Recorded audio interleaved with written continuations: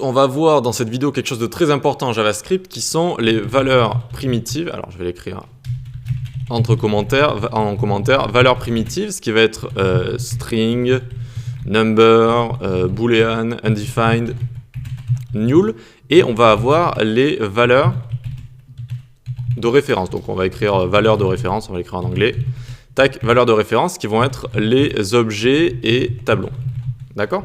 Donc, il y a une différence fondamentale entre les valeurs primitives et les valeurs de référence qu'il faut comprendre avant d'aller plus loin en JavaScript. Ici, si je fais let a est égal ABC. ABC, tac. Et ensuite, je vais dire let b est égal a. Si je log les deux, a et b, les deux vont être égales à ABC ici. D'accord ? Donc, j'ai donné d'abord la valeur string ABC, donc chaîne de caractères ABC, qui est une valeur primitive ici. Je l'ai donnée à notre let a. Et ensuite, j'ai dit à b, tu es égal à ABC. Donc, les deux sont égales à ABC. Maintenant, si je fais A est égal ZZZ, par exemple, qu'est-ce qui va se passer à votre avis? Eh bien, on pourrait penser logiquement que B va être égal à ZZZ également, mais non. Regardez, A est égal à ZZZ, comme on l'a écrit ici, très bien, et B est toujours égal à ABC. Pourquoi?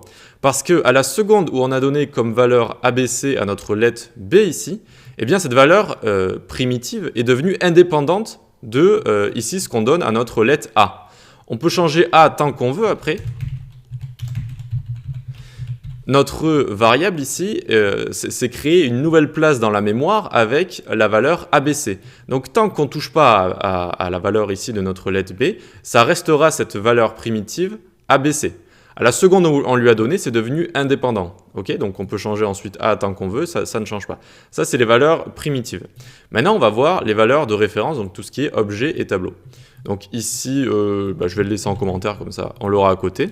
On va écrire let obj1 est égal, tac, et on va se faire un objet avec str est égal ABC par exemple. Hop, et ici, on va se dire let obj2 est égal obj1. Nickel.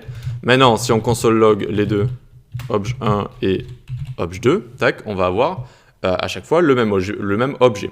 Ok, donc là, c'est similaire à ce qu'on avait au-dessus. Maintenant, vous allez voir que si on fait obj1.str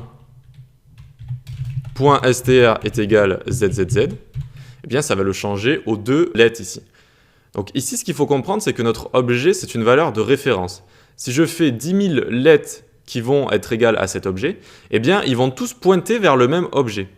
D'accord? Ça va être la même référence partout. Donc, si je change la valeur de cet objet, eh bien, ça va changer la valeur de tous nos lets, en fait. Vu que toutes nos lets vont pointer vers le même objet dans la mémoire. La mémoire heap, c'est là où sont stockés les objets.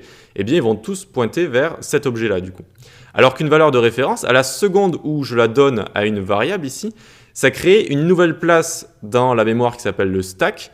Et ça crée directement une nouvelle place qui va être indépendante de toutes les autres. Okay, si je change ensuite ABC ici, ça ne va pas être une référence. Ça ne va pas changer ici qui est un autre endroit, qui pointe vers un autre endroit. Ici, tout le monde pointe vers cet objet, c'est la référence.